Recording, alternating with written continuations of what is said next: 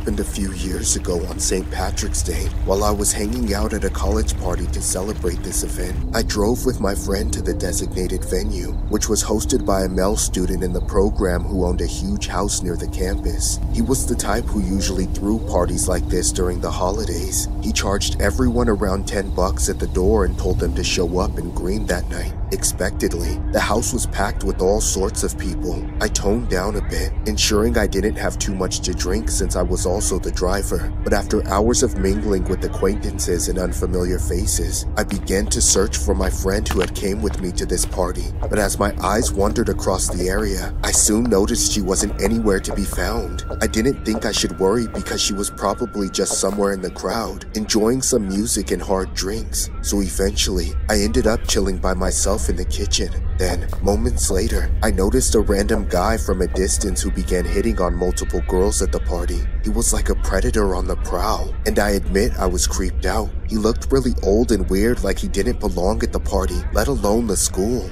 I couldn't fathom how he managed to convince other students that he was around our age. He said a lot of bizarre stuff, constantly hitting on every girl and offering them shots of vodka every chance he got. Most of them seemed friendly toward him, and although I was curious, I didn't think to inquire about him. Then, when he caught me observing him, I instantly looked away as he attempted to do the same thing for me. He tried to hit on me, offering me a shot from a bottle of Grey Goose vodka he was holding. Since I wasn't interested in him and couldn't allow myself to drive home drunk, I politely declined the offer. I didn't know if he was tipsy, but he persisted in having me drink the stuff he offered. Come on, how are you gonna have a date if you keep pushing people away? Excuse me? I replied, disgusted and offended. You heard me. Stop playing hard to get. His tone started getting a bit more aggressive. He was getting on my nerves to the point that I wanted to holler out loud, even if I would have to make a fool of myself. But I held back, controlling my temper to avoid the unnecessary conflict. In addition, the crowd would come to my aid and call 911 if this creep ever stepped out of line. So, instead, I told him directly in a dry and steady tone. Get a clue. I'm not interested in you. Now piss off. I annoyingly left an empty wine glass on the countertop, intending to walk away when he grabbed me by my shoulder and replied, "Let me give you a lift home. Save your Uber money, baby." I didn't like the tone of his voice. He seemed arrogant, like he could get his dirty hands on any girl he wanted. Unfortunately for him, I wasn't just any girl, and so I denied his offer again and relocated away from this freak. Then, a few moments later, I remembered seeing my friend making out with a random guy amidst the crowd, and lo and behold, it was that creep. I was concerned that my friend was having too much to drink that she started making irrational decisions. Determined to get her out of this mess, I pushed through the crowd, desperately trying to approach her. That's when I saw the creep pulling my friend's arm and leading her outside the house. I then started following them. When I got to the porch area of the house, I could see the creep trying to lure my friend into the passenger seat of his vehicle. I wasn't sure if he had put a dangerous substance in her drink, but I knew something was off. So, with little time to lose, I did everything I could to close the gap until I managed to reach out for my friend's arm in an attempt to yank her away. Let go of her now! I screamed, but as I struggled to pull her back into the house, the creep doubled his effort to take her inside the car.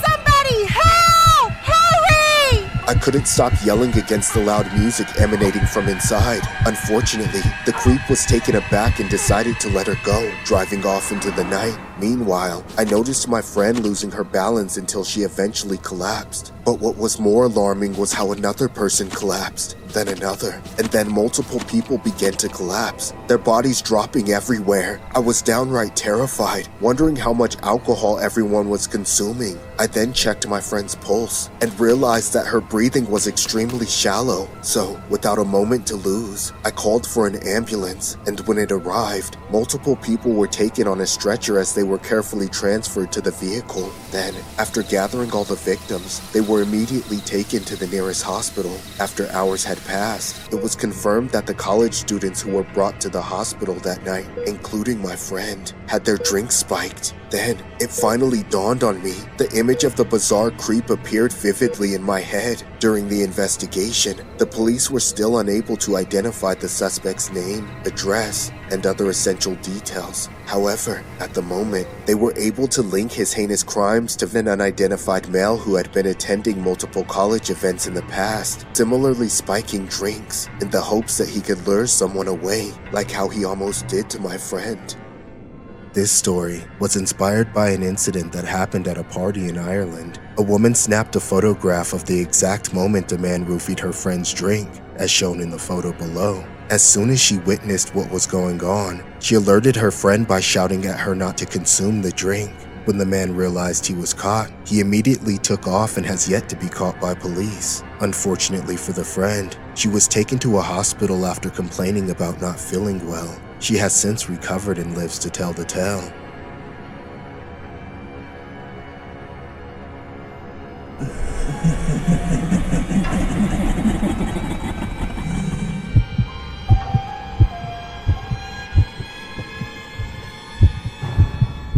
This is a story that I heard from a friend of mine that's become something of an urban legend.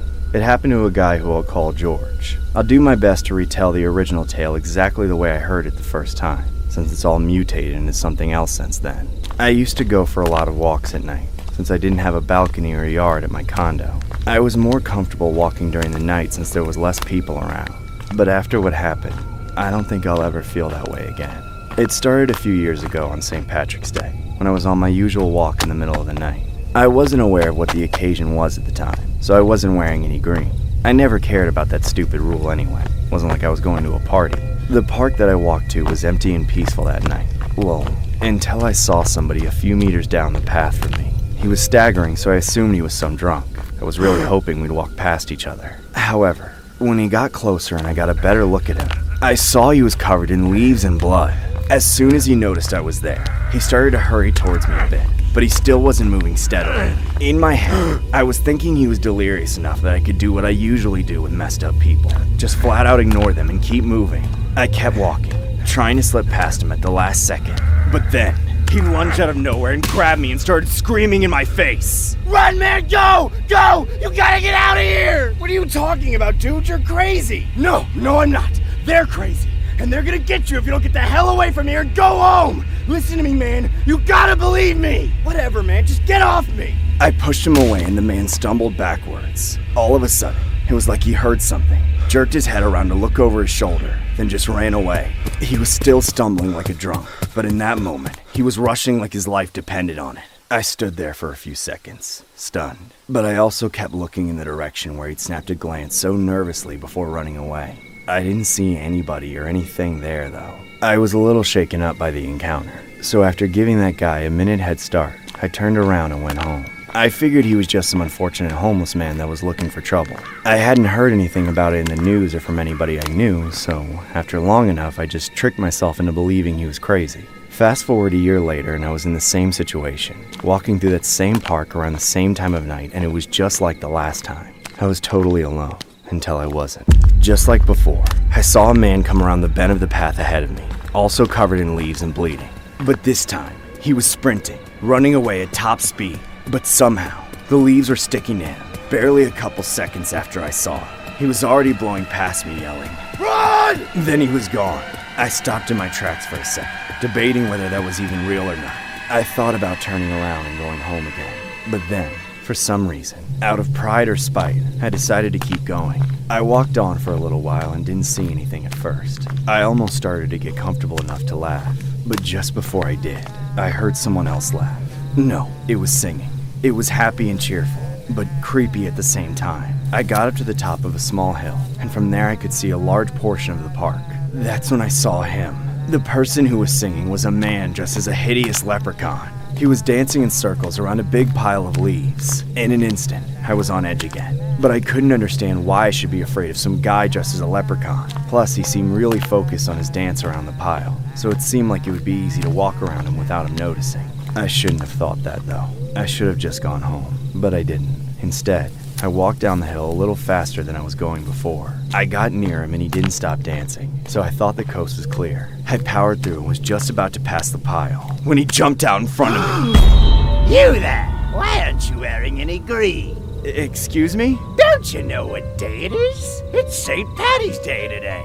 And you're not wearing any green at all. Do you want to get pinched?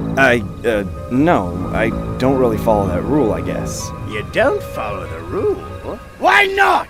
I didn't know it was that serious, dude. Ridiculous. Well, enough is enough. You won't get away with that lackadaisical attitude any longer, you little traitor! Right then, he reached out to grab me, but I managed to jump back and start running away. That maniac was fast, though. He caught up to me and tackled me to the ground. You're gonna learn to wear green once I make you wear it! Get off me! Leave me alone or I'm calling the cops! I tried to fight back, but he was much stronger than I expected. Before I knew it, he was pulling fistfuls of leaves out of his pockets and throwing them on me, then using a stapler to stab them into my skin. Pinch! Because of my dumb decisions, I learned that those men I saw in the park weren't crazy after all. They were actually the other victims of that freak. After I filed a police report regarding the crazy leprechaun, he was never seen at that park again. All I know is that that man was severely ill in the head. I can only imagine him relocating to some other park and attacking more innocent civilians on the next St. Patrick's Day.